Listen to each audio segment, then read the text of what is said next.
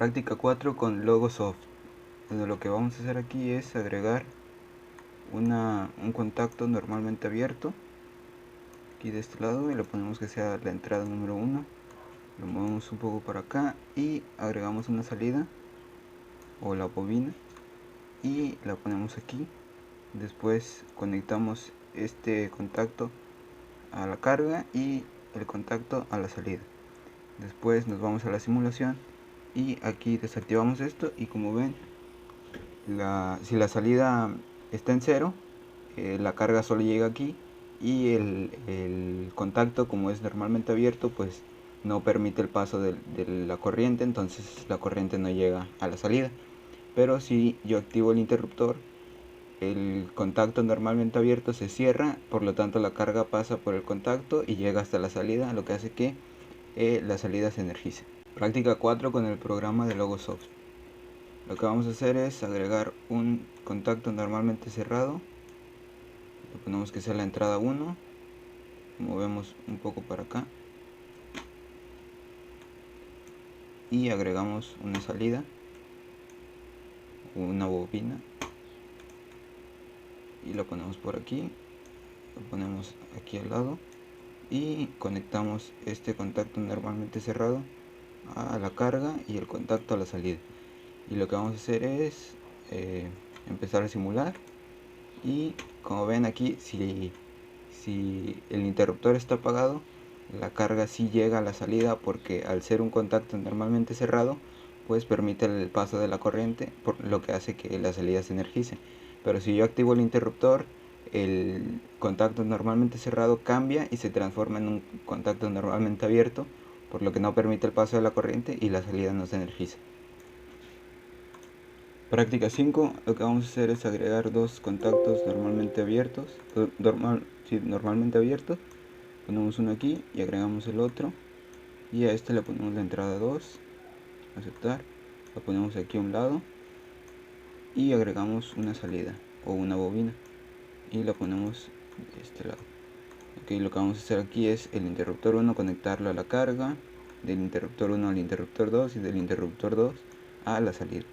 Simulamos y como pueden ver, aquí apagamos los dos y la carga no pasa por el primero, tampoco pasa por el segundo y la salida no se energiza. Si activamos uno, la carga pasa por el primero pero no pasa por el segundo y la salida tampoco se energiza, al igual que si activamos el segundo y no el primero, porque la carga no llegaría al segundo, por lo que la carga no llegaría a la salida tampoco.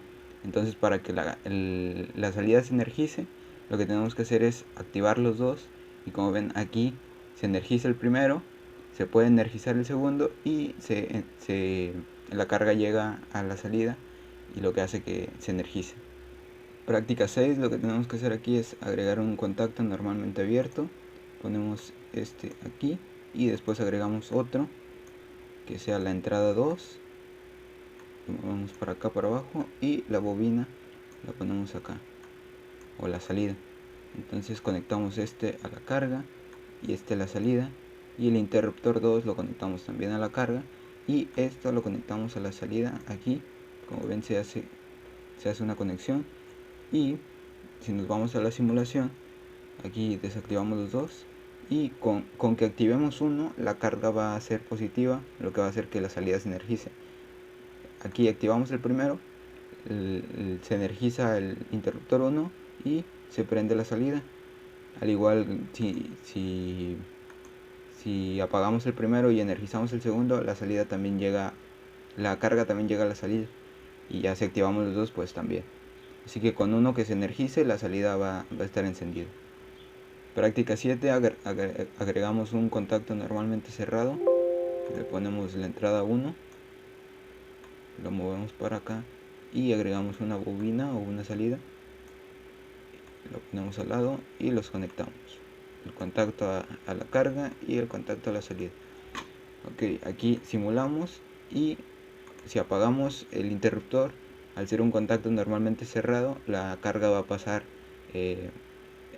directo a la salida, pero si nosotros activamos el interruptor, el contacto normalmente cerrado pasará a ser uno abierto, por lo que no permitirá pasar la corriente hacia la carga, hacia la salida.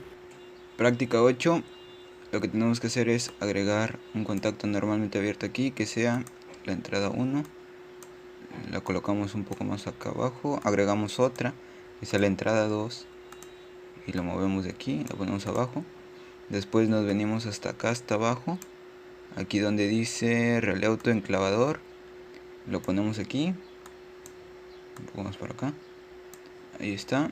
Después volvemos a subir y ponemos otro contacto normalmente abierto, y en estas opciones nos venimos hasta acá abajo y ponemos que sea el relé autoenclavador y agregamos la bobina o la salida. Entonces lo que tenemos que hacer es conectar la entrada 1 a la carga y a el autoenclavador, y la entrada 2 igual a la carga y al autoenclavador, y el autoenclavador del contacto normalmente abierto lo conectamos a la carga y a la salida. Entonces nos venimos a la simulación y como pueden ver, lo que va a pasar es que si activamos el interruptor 1 va a activar el autoenclavador, lo que va a hacer que energice la salida, y aunque nosotros desactivemos el primer interruptor, se va a quedar encendida. Miren, aquí activamos, se enciende la salida, desactivamos, sigue encendida, y para apagarla tendríamos que activar la segunda entrada. Aquí activamos y se apaga, y para activarla otra vez igual. Práctica 9. Lo que tenemos que hacer aquí es venir y agarrar un contacto normalmente cerrado, perdón. Este lo borramos, está normalmente cerrado, ponemos la entrada 1, lo bajamos aquí. Después nos venimos aquí abajo a donde dice temporizadores y agarramos el que dice retardo de la conexión, lo ponemos aquí al lado y le damos doble clic, y aquí ponemos los segundos que queremos que tarde. En mi caso le voy a poner 10 y le doy a aceptar, y después aquí abajo ponemos un contacto normalmente abierto, el cual nos vamos a venir hasta acá abajo y le ponemos el retardo de conexión, y después agarramos la bobina y la ponemos aquí al lado, y ahora sí conectamos esto a la carga, este al timer, este timer a la carga y este timer a la salida. Entonces aquí le damos simular y como pueden ver aquí está activo, pero a este ser contacto normalmente cerrado pues se abre y no permite el paso de la corriente. Entonces al desactivarlo, este permite el paso de la corriente porque es normalmente cerrado, empieza a contar el timer y al llegar a los 10 segundos que yo le puse para que contara, se activará y activaría la salida. Práctica 10. Lo que tenemos que hacer aquí es agarrar un contacto normalmente abierto, lo ponemos aquí, le ponemos la entrada 1, lo bajamos, nos venimos acá abajo a los temporizadores, ponemos retardo de la conexión, lo ponemos aquí abajo, aquí nos volvemos a ir arriba, ponemos otro contacto normalmente abierto, que nos vamos hasta acá abajo y ponemos el retardo de la conexión, que es el timer, lo bajamos, agregamos la bobina o la salida, y ahora sí conectamos todo. Esto aquí, esto el timer, este contacto a la carga y esto a la salida. Entonces simulamos esto, y aquí como pueden ver, al estar el interruptor apagado pues no permite el paso de la corriente porque esto está abierto, entonces el timer no se activa.